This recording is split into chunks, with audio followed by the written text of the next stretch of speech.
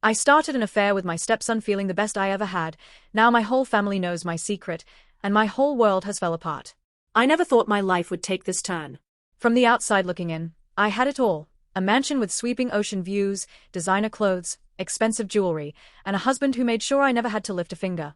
But what no one saw was the loneliness, the hollowness of my marriage to Richard Lancaster, a titan in the real estate industry. Richard was cold, emotionally distant, more concerned with closing million-dollar deals than asking how my day had been. Our conversations were short, transactional, void of any real connection. He was a provider, but not a partner. And for a while, I convinced myself that should be enough. But it wasn't. Then came Nathan. His son from his first marriage. The first time I saw Nathan after his return from university, I barely recognized him. It wasn't that he had changed physically. He was still the same tall, lean young man with dark, tousled hair and those soft brown eyes that always seemed to look at you as though he could see straight into your soul. No, it wasn't his appearance. It was the way he moved, the way he spoke, the confidence he now carried like a second skin. It was as though the young boy I had known, Richard's son from his first marriage, had grown into someone else entirely. We had been cordial at first, exchanging pleasantries over breakfast, talking about his studies, his plans for the future. I had smiled and nodded, but inside, I was restless. Richard was away on one of his business trips, and for the first time in a long time, I found myself drawn to someone else. Someone who was present. Someone who wasn't buried in spreadsheets or phone calls, someone who made me feel like I was seen. I tried to push the thought away, but Nathan's smile lingered in my mind long after he had left the room. It wasn't just the smile, it was the warmth in his voice, the way he looked at me as though he valued my opinion, the way he listened when I spoke, as if I mattered. That evening, Richard's absence allowed us to have our first real conversation. It was nothing extraordinary, just small talk over a glass of wine. But when Nathan leaned in to say something in response, his arm brushed against mine, and a small electric shock ran through me. The kind of spark I hadn't felt in years. It took everything in me not to pull away, to ignore the heat that was building between us. I could feel my heart racing as we talked. We discussed everything, his childhood, my travels, our mutual love for old movies, and with every word, the distance between us seemed to close. His voice was low, soothing, and yet every time I caught a glimpse of his smile, something twisted in my chest. It wasn't right. I knew it wasn't. But by the time I walked back to my room that night, I couldn't shake the feeling that something had changed. Something had shifted between us, a quiet undercurrent I couldn't ignore. I kept telling myself that it didn't mean anything, that I was just lonely, that I was craving the attention I wasn't getting from Richard. I told myself I was being foolish. But still, I couldn't shake it. And then, there was that night in the kitchen. The night everything crossed the line. It had been one of those nights where sleep eluded me, and I found myself wandering the house in search of something to ease the restlessness gnawing at my stomach. I walked past Richard's study, his office door slightly ajar, the dull glow of his desk lamp spilling into the hallway. He was working, as usual. The sound of his voice, low and monotone, floated through the air as he spoke to a client. I didn't want to disturb him, so I continued on. The kitchen was dark, save for the faint light spilling from the refrigerator. I was about to grab a bottle of water when I heard footsteps. I froze, half expecting to see Richard emerge from the hallway, but instead, it was Nathan. "Couldn't sleep either?" he asked, his voice calm but with a trace of something I couldn't quite place. I nodded, forcing a smile. "Just wanted some tea." He walked over, his movements slow and measured. "I can make you some. I could use a drink myself." I agreed, and we moved around the kitchen together, a quiet dance of familiarity. But there was something more now, something that wasn't there before. His proximity felt charged, the space between us too small, too intimate. I was hyper-aware of his every move. The way he reached for the tea bags. The way his fingers brushed against mine when he handed me the mug. It was innocent enough at first, a simple act of kindness. But when he placed the tea on the counter and turned to face me, I saw it in his eyes, a softness, an intensity that was unmistakable. "You know," he said softly, his voice barely above a whisper, "I've missed this. Being around. Having someone to talk to." He stepped closer, and I could feel the warmth radiating off him. His hand found mine on the counter, and for a brief moment, everything else faded away. My breath caught in my throat. I wanted to pull my hand away. I knew I should, but I didn't. The next thing I knew, his lips were on mine, gentle at first, testing, but with a hunger that soon matched my own. It was like a dam breaking. All the loneliness I had bottled up inside, all the affection I had longed for, came rushing to the surface. I kissed him back. And for that moment, nothing else mattered. Not the years of distance between Richard and me, not the moral lines I was about to cross, not the consequences of what we were doing. All I cared about was the warmth of Nathan's lips, the feel of his hands on my skin. It wasn't supposed to happen again. We both knew it was dangerous, but every moment together only made the pull between us stronger. There were close calls, of course. Once, Richard came home early from a business trip. He didn't tell me he was coming back that day, and I was in the middle of showing Nathan a private spot in the house where we could steal a moment of quiet. I heard Richard's voice as he entered the front door, and I panicked. Nathan, still looking disheveled from our kiss, quickly slipped out through a side door, and I barely managed to compose myself before Richard walked into the room. His eyes were tired, distant, but I saw something flicker in them when he looked at me, an edge of suspicion, maybe, but I couldn't be sure. He didn't ask anything, didn't press me for an explanation. Instead, he simply kissed my cheek, and I pretended everything was fine. Another time, we were in the library, Nathan and I, talking about old books. He had his hand on my leg under the table when the maid came in, and I quickly stood, trying to act casual as Nathan shifted away, his face flushed. The maid barely noticed, but the tension between us was suffocating. I knew she could sense something was wrong. But we couldn't stop. And I didn't want to. The worst part was how quickly everything crumbled. Richard found out in the worst possible way, through the doorbell camera. I should have known better. I should have been more careful. But when you're caught up in the heat of it all, it's easy to forget the world around you. Nathan and I had been talking outside one evening when we kissed, the camera positioned just right to capture the moment. The way I held his face in my hands, the way his lips pressed against mine as if we had all the time in the world.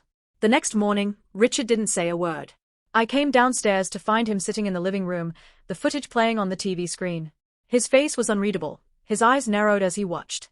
I felt my knees go weak. "Care to explain this?" he asked, his voice barely above a whisper, but there was something in it that sent a chill through me. I opened my mouth to speak, but no words came out. What could I say? That I had been starved for affection? That I had made a mistake? That Nathan had shown me the love I had craved for so long? But all of that sounded like excuses, pathetic and weak. "I already told the family," Richard continued, his tone growing colder. "My lawyers will be in touch about the divorce. You will leave this house tonight." I tried to speak, to apologize, to explain. But it was too late. The days that followed Richard's discovery were a blur, a nightmare I couldn't wake up from. The house, once so grand and full of life, felt like a mausoleum. Every corner I turned, I half expected to see Nathan, his dark eyes offering me an apology or perhaps just a quiet understanding. But he was gone. Richard didn't waste any time in putting his plans into motion. The divorce papers were served the following morning, the words on the page cold and impersonal, like they were written by someone who didn't know the woman who had once stood beside him. But Richard didn't seem to care. His only focus now was ending things, cutting the strings that had bound us together. There were no tearful confrontations, no drawn-out arguments. He simply looked at me one last time, his expression a mix of betrayal and icy detachment. "I can't believe you did this," he said, his voice almost a whisper, as if speaking any louder would break the facade of control he had so carefully built over the years. "You had everything. And you threw it all away for this." He motioned toward the door, where I knew he'd installed the security cameras without asking. I could barely look at him. "I'm sorry," I whispered. "I don't even know what happened. It wasn't supposed to go this far." Richard was already walking away. "It doesn't matter anymore. You're free to go." But that wasn't the end of it, was it? The worst part, the part one hadn't seen coming, was Nathan's silence. After Richard told the family, the whispers began. Family members I had known for years suddenly became distant, their eyes filled with judgment whenever I walked into a room. The guilt settled deep inside me, heavier than anything I had ever experienced. I wanted to call Nathan. To beg him to stay. To tell him that I never wanted any of this to happen, that I needed him just as much as he needed me. But I never got the chance. He was gone. I discovered his departure when I went upstairs, half expecting him to be in his room, but his belongings were gone. No clothes. No books. No trace of him except for a note on his bed. "I'm sorry. I have to leave. It's too much. I can't stay here anymore, not with all that's happened. I don't want to hurt you more than I already have. Maybe it's best if we both start over." "Nathan." The words blurred together as I read them over and over, the sting of his departure cutting through me like a knife. I had never imagined that the last time I saw him, in the cold hours of the morning after Richard's discovery, would be the last time we would ever speak. I hadn't thought about what it would mean for him too. Nathan was young, just a man starting his life. He hadn't asked for any of this. The scandal would follow him, no matter where he went, no matter how far he tried to run. His reputation, our reputation, had been dragged through the mud. It wasn't just Richard's family that would judge him. It was the world. The Lancaster name was notorious in the city, and to be tied to me now, his stepmother, was a scandal he couldn't live with. It was too much for him. I understood that, but it didn't make it hurt any less. He had left, just like everyone else. But Nathan, he had been my lifeline. The one person who truly saw me, who cared for me without judgment. And now he was gone too. The house felt emptier without him. I tried to go through the motions, arranging my things, sorting through what I could take with me, but nothing mattered. There was no sense of belonging here anymore. No purpose. I tried to reach out to him, of course. The texts I sent went unanswered. The calls went straight to voicemail. Nathan was gone. I couldn't help but wonder if he ever truly cared for me, or if I had just been a means to an end. Was I just the woman who had provided him with a fleeting escape from the pressure of his family? Or had he truly loved me the way I had loved him? The truth was, I would never know. And maybe that was the hardest part of all. But I wasn't the only one left in the ruins. Nathan's reputation had been forever tainted by our affair, and though he left to escape the consequences, I could feel the weight of it all press against me. The whispers behind closed doors, the pitying looks from people who had once adored me. They all knew. The whole world knew. I sat in the living room, staring at the empty space where he used to sit. The house was silent, but my mind was loud. It echoed with the hollow, empty promises I had made to myself. I had thought that I was finally getting what I deserved: love, attention, affection. But in the end, I had sacrificed it all for a brief moment of passion. A stolen love that had no place in the world we lived in. I thought about what Nathan must be doing now. Had he really started over? Was he somewhere trying to forget? Was he happier without me, without the weight of the affair hanging over us? Did he feel free at last? I couldn't say for sure.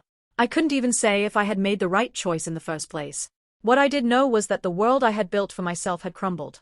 And now, I was left to pick up the pieces, alone. On to the next story. My greedy husband told me a month before the wedding that we wanted to open our marriage, so I ended up finding someone else and divorcing him when he begged to close it again. I never thought I would be here, sitting alone at the kitchen table, staring at my engagement ring, questioning everything I thought I knew about my relationship. Just a week ago, I was blissfully unaware that the man I loved, the man I had planned to spend forever with, had been harboring thoughts that would shake the foundation of everything we had built together. Daniel and I had always been solid. Or so I thought. We rarely argued, never engaged in petty drama, and always seemed to be on the same page when it came to our future. We had been together for 5 years, engaged for the last 8 months, and our wedding was set for early spring, just 2 months away. Everything was planned, from the venue to the seating chart, from the flowers to the song we would dance to for the first time as husband and wife. I had always envisioned our marriage as stable, loving, and committed. And then, just like that, Daniel changed everything. We had been having dinner, just the two of us, in our small apartment when he cleared his throat and set down his fork. "Laura, there's something I want to talk to you about," he said, his voice calm, almost too calm. I looked up from my plate, already sensing that whatever he was about to say wouldn't be good. "Okay," I said hesitantly. He took a deep breath. "I've been doing a lot of thinking about us, about marriage, and what it really means to me." He paused, looking at me as if waiting for permission to continue. I nodded slowly, my heart already beginning to pick up its pace. "Go on." He swallowed, then let out a breath. "I think we should consider opening our marriage after the wedding." The words hung in the air like a thick, suffocating fog. And for a moment, I wondered if I had misheard him. "What?" I finally managed to say, my voice barely above a whisper. I don't want to go into marriage feeling like we're restricting each other. I love you, Laura. I do. But I also believe that people aren't naturally meant to be with just one person forever. I think having the option to explore connections outside our marriage would make us stronger in the long run.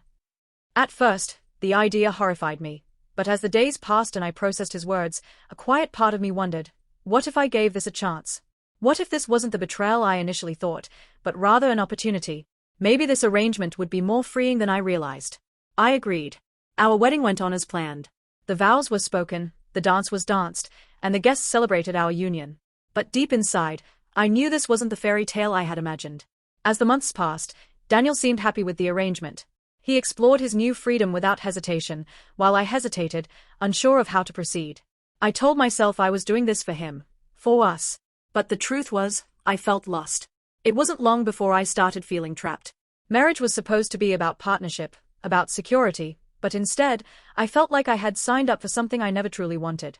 Every time Daniel came home late, every time I saw the lingering scent of perfume on his shirt that wasn't mine, my stomach twisted. I had agreed to this, hadn't I? This was supposed to be okay. But it wasn't. Regret began to settle in, a thick and heavy weight on my chest. I would lie awake at night, staring at the ceiling, wondering who he was with and whether he was looking at another woman the way he used to look at me. I tried to push the thoughts away, tried to convince myself that this was the modern way to love. But the truth was, it felt like anything but love. It felt like loneliness wrapped in a pretty package, disguised as progress. I spent more and more time alone. The dinner conversations that used to stretch into the night had disappeared. The soft, loving way he used to touch me was now mechanical, an afterthought. And worst of all, he didn't seem to notice how unhappy I had become. Or maybe he did and just didn't care. The realization hurt more than I thought possible. Then I met Oliver. It wasn't an immediate attraction, not in the way it had been with Daniel. Oliver was gentle, thoughtful. He noticed the little things, the way I played with my necklace when I was deep in thought, the way my lips tightened when I was about to cry. He saw me in ways Daniel never had. What started as casual conversation turned into long, late-night talks, then slow-burning affection, and eventually, something I could no longer deny. With Oliver, I felt seen, valued. He didn't just tolerate me, he cherished me. He asked about my dreams, my fears, my regrets. He made me laugh in ways I hadn't in years. He touched me as if I was something delicate and treasured, and suddenly, the love I thought I had with Daniel paled in comparison. Months passed, and my connection with Oliver deepened. I no longer found myself waiting up for Daniel, wondering where he was or who he was with. I had stopped trying to convince myself that I was happy with the arrangement. I wasn't. I had grown tired of being an afterthought, a woman who was supposed to be content with half-hearted love while Daniel indulged in his fantasies of modern marriage. The worst part, he never even noticed the way I was slipping away. Then, one evening, Daniel sat me down. "Laura, I think we should go back to how things were before," he said, his voice softer than usual. "I miss what we had." For a moment, I almost laughed at the irony. Now that he had experienced the very freedom he fought for, he wanted me back. But it was too late. The version of me who would have fought for this marriage no longer existed. "I can't do this anymore, Daniel," I whispered, the weight of my decision pressing against my chest. "You wanted this, and I tried. But I'm done trying." His face fell. "Laura, please." I shook my head. "I've already made my choice." A year into my marriage, I knew I couldn't do it anymore. The open arrangement hadn't strengthened us, it had only exposed the cracks. What Daniel saw as liberation, I now saw as detachment. He wasn't the man I had fallen in love with. Or maybe he was, and I had simply outgrown him. The final moment of clarity came when I walked into a cafe one evening, needing a moment to clear my head. I wasn't expecting to see Daniel there. But there he was, laughing at something a woman across from him had said, his fingers lightly touching hers on the table. It wasn't the touch that broke me, nor the laughter. It was the way he looked at her, the same way he had once looked at me. The way I had always wanted him to look at me again. And I knew, in that moment, that I was done lying to myself. I turned and walked out without a word. By the time I reached my car, tears were streaming down my face, but they weren't tears of heartbreak. They were tears of freedom. Filing for divorce wasn't easy. Telling Daniel that I had found someone else, that I was choosing a love that felt whole instead of fragmented, was one of the hardest conversations of my life. He wasn't angry. He was resigned. "I guess I always knew this could happen," he admitted, his voice devoid of the passion he once had for me. And just like that, we parted ways. Walking away from my marriage, from the life I had planned, was terrifying. But as I stepped forward, Oliver's hand in mine, I realized I had made the right choice. Love wasn't about compromise to the point of losing oneself. It was about choosing someone who chose you, fully and completely. And for the first time in a long time, I finally felt free. What did you think of these stories? Let me know your thoughts about them in the comments, and thanks for listening.